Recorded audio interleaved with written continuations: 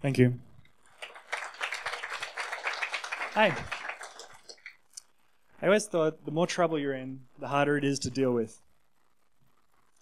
About 6 years ago, I was feeling unsure about the future.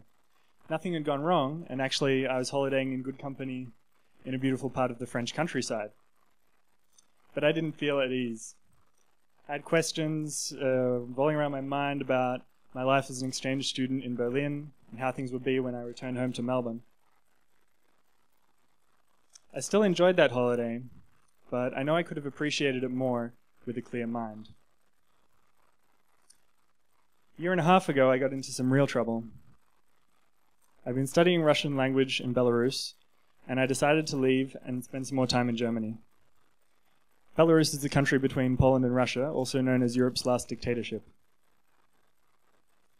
On the day of our departure, my friend Sarah and I rushed to the train station, and we found our carriage with 15 minutes to spare. We still needed some food and water, and I said I'd run into the station and quickly get something. I'd be back in a few minutes. After what seemed like just a few minutes, I was standing back on the platform, but as I gazed around trying to find my bearings, I instead found that the train was rolling off towards the horizon.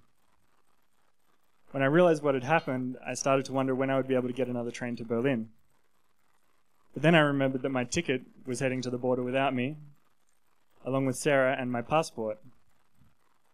I also remembered that Australia has no embassy or consulate in Belarus. So I had some trouble to sort out, but that wasn't the only time. 5 months later, I was in Afghanistan at Kabul International Airport. 2 German colleagues and I had just finished our work with the Afghan National Police and flown back to the capital from Herat province. We're hoping to spend just one night in Kabul, for reasons I'll explain in a minute, and then fly out to Dubai the following day. So after we landed, we left the airport terminal, we followed a path, went through several checkpoints, and got to an area of the airport grounds where we expected our driver to be waiting. I want to explain that it's not a good place to hang around there. The airport's under constant threat, and it was a prime candidate for the type of violence that 2 weeks earlier had claimed 20 lives in coordinated attacks on government ministries. And on this day, time was passing by, it was starting to look like our driver wasn't coming. Without a doubt, things were going much better for me when I was on holidays in France than when I was stranded in Minsk or Kabul. That's what anybody would say looking at those situations from the outside. But when I reflect on those experiences from an internal perspective, it's a different story altogether. In France, I was wrestling with questions I couldn't answer, and I felt anxious. In Minsk and Kabul, I was surprised to find myself in a much more positive state of mind. I felt engaged. I had a strong sense of clarity and purpose. Although I had some serious challenges to overcome,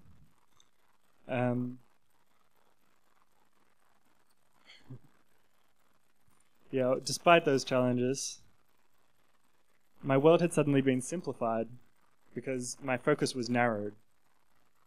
Standing on the platform in Minsk, I wasn't thinking about whether I'd improved my Russian enough.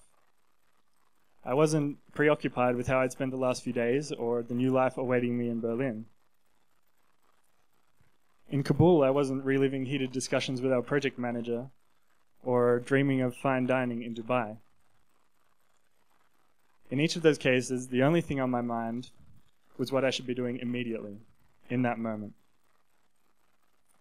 That sharpened focus turned what were essentially negative situations full of uncertainty and danger into positive experiences of engagement and clarity.